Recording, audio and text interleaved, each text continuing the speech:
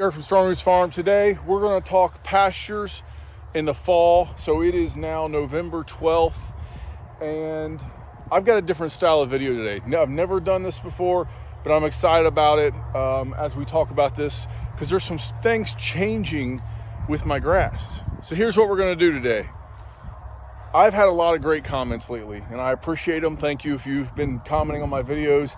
A lot of good advice, not just from people asking questions. This has been advice from some very experienced guys telling me their opinions on things. And so that's what we're going to do today. I'm going to tell you my situation. I'm going to give you some ideas about what I'm thinking logically.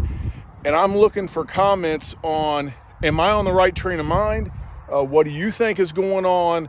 What do you think we should do, if we should change something? And then I want to compile all these comments in a few weeks from now, make an update video so we can spread this knowledge that people are commenting to me and emailing me on, that we can get that to all of our viewers. So let's stick around. We're going to see what we can get into today, and I'll show you this situation. Well, we're out moving the cows. You can see the definitive line right here. We have some really good stockpiled forage. I mean, this stuff is thick. We got good clover. There's alfalfa a little bit, probably 5% alfalfa in here, but a lot of good fescue, a lot of good clover. There's chicory, plantain, orchard grass is still in here. Really good stockpile. This is probably the best stockpile I've ever had.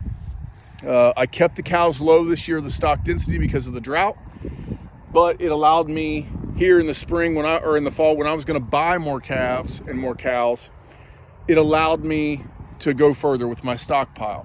Now, if you watched a video a few weeks ago when I talked about my fall grazing plan, what we've been doing is strip grazing. So I'm back to doing daily moves on strip grazing.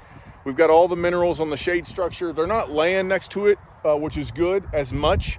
So I've only had to move that shade structure about every 3 or 4 days because they don't manure around it like they do when it's hot. We've been unrolling hay as well, about a half a bale every other day, maybe a half a bale.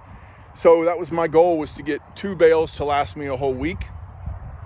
And originally in that video, I was giving them 12 feet, which, before I make you dizzy here, that's the distance between my posts.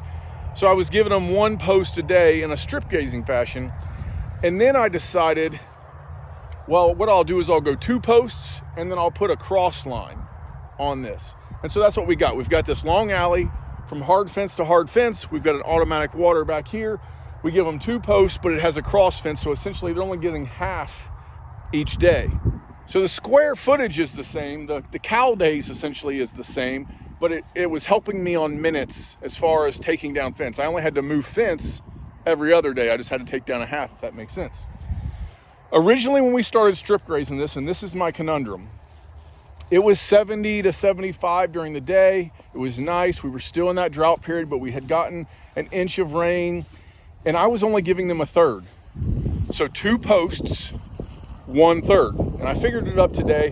When I went from 1/3 so there was 3 splits here, to half, I was giving them an extra 1,200 square feet. There is 30 head out here and 2 more up at the barn. Last year at this time, we had 78 head on this farm, but most of them were 4-weight. So I bought a bunch of 4-weight cows, or calves. I keep saying cows for whoever, but bunch of 4-weight calves. They were all heifers. My idea was I'll get them from 4 to 6 to 650. And then I'll find the ones that are growing really good on grass, ones that I really like, and I'll keep 5 or 8 of those back. That was why my stock density was so high on head count, but weight wasn't really that high. That plan didn't work for us. It actually bit us in the butt a little bit because we bought from 3 or 4 different farms to get that many calves, and I had some get sick and I lost a few. So when that happened, I had to give an antibiotic to a few of them. And it really kind of gave me some downtrodden feeling about what I was doing with that plan.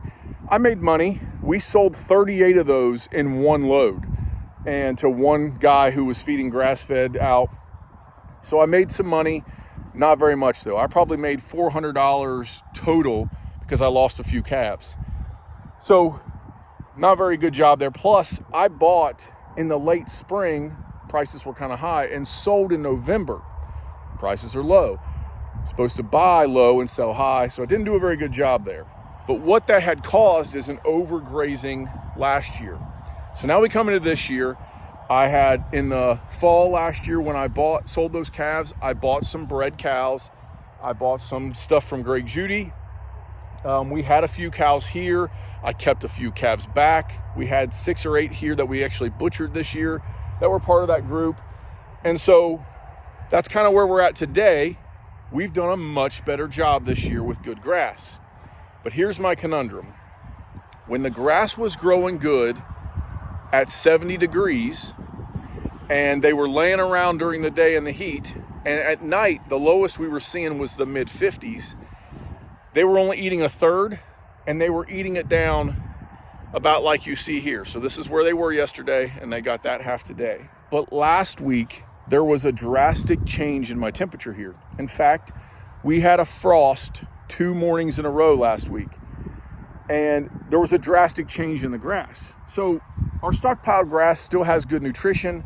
They're still choosing the grass over the round bales, which I told you that's how I kind of tell the difference between our high quality hay and what is on the ground. But the amount that they're eating, when I was only giving them a third, like back over in here, and I'll take you and show you this, they were eating it down to the bare bones, like leaving nothing. And they were eating every bit of hay that I was leaving out. And that was telling me that I wasn't giving them enough. I mean, look at like super tight. So I had to switch to this half, giving them 1,200 square foot more, switch to dividing this 24 feet by 300 feet into half. And what they're leaving is about the same that they were leaving before, just kind of a remnants. They're eating it up pretty good, leaving a little bit here and there, but it's pretty clean, but it's not down to the nubs. They're eating about the same amount of hay. There's a little bit, I unrolled hay yesterday, this half a bale, so there's probably half of what I unrolled out there. The remnants, they'll clean that up tonight and tomorrow. But they're eating more, like drastically a noticeable difference more in a very short period, in 2 to 3 weeks difference. It came at this point where my highs went from 70 to 75 to low to mid 60s, and my nights went from the mid to high 50s down into the low 40s. And after we got those 2 frosts. So my question is, did those frosts set my grass in a dormancy to where either it's not as nutritional so they need more, or did my cows say, hey, it's getting cold, we better pack on some more before winter? So that's my 2 kind of ideas and thoughts of why are they eating more? I'm reading them. I can't talk to them. So I'm reading what they're eating, and I'm judging what they're eating, and I'm judging their condition every day when I come out. Their condition hasn't changed. They are full every day, and they were full every day before. But the amount that they're intaking now, it's like a switch flipped, and they just want more. Or is there a psychological or feeling, just a natural response to colder weather when they say, hey, winter is coming, let's store up? Their animal instincts are telling them it's getting colder quick, it's time to eat. Is that happening? Because there's nothing changed with the calves. There's nothing pulling calories off of them different as far as calf structure. So we haven't had any new calves, nothing like that. It's the same calves that we've had, all those things. The calves are even eating more. So these are my spring calves, and I've got 3 fall calves in here. They're all still on their moms. The moms are starting to shove those spring calves away a little bit. I've noticed a couple of them bumping them. So it's time to wean them. We weaned 1 this week that was the biggest one. But calves haven't changed. So calories being used by those cows haven't changed. The other thought is maybe it takes more calories because it's cooler to keep their body warm. But we've got this wooded area over here. They've been going and laying. They got this nice windbreak here. Down at the other end of this pasture, there's a spot there at the trees that they can get in. And they can also get around that shade structure. If they need it out of the wind, it hasn't been that windy. It's not that big a difference, actually. But this is my conundrum. What is going on? Share your knowledge with us. The last thing, just so I'm giving you all the data that I inspected, was cow patties. And so our cow pats still look the same. The protein and carb ratio, sugar ratio, whatever you want to say, is still looking good. I did see a couple clumpy, which looks like it came from a calf, manure pats, but as I go, it's 98% perfect, good consistency. There's no scours, nothing like that. So just to give you the data, the cow pats, as I did inspect those, all look good. The last piece of information I think you need, if this is your first video, one, thanks for watching, but two, we're in Georgetown, Ohio, if you want to Google the map, but we're right at the bottom peak of Ohio. I'm about 15 minutes from the river from Kentucky here. And so we're right at the bottom. We're in zone 6B. So if you want to know kind of what my climate is, those things, but we get Appalachian wind. We're right on the edge of the Appalachian Mountains. And so the weather is a little bit different here, which is good for us when it gives us lots of rain in the year. But I'm just trying to give you the data about where we live, climate, all those kind of things. So what's going on? You tell me, am I on the right track with dormancy of grass and them needing a little more and them prepping their bodies for a little colder winter? Or is something else going on? Maybe I'm not worried about worms. We haven't had a problem with that, but do I have to worry about that? Is this a good time? Should I watch that? Because we don't typically use wormers here unless we need it. And I haven't noticed anything with that, but tell me what you think. If you have no clue and you're new to this, make a guess. Say, hey, I don't have no clue, but I'm going to guess it's this and play along with the game. Hit those like and subscribe if you appreciate this video, and make those comments. And I want to come back and share our information as what we're doing together and see kind of what is going on with our grass here in the fall. Well, there you have it. As I always say, thanks for watching. I do have an exciting video coming up because I've been asked to talk about a truck. And so I've done these evaluations for pastures and tractors, and how do I do financial evaluations on things, how we do engineering efficiency management on our property, those kind of things. But they've asked me about a truck. And so I've seen some of these videos, and it tends to be kind of these guys that are just into trucks. They really don't have a farm. But what is better, a gas or a diesel truck? What is more efficient? What is the cost ratios?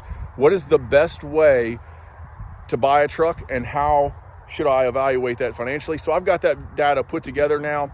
That is going to be one of my next videos coming out, so stick around and watch for that. But I'm excited for this. I'm excited for your comments. Keep them coming. Thank you guys. Have a good night.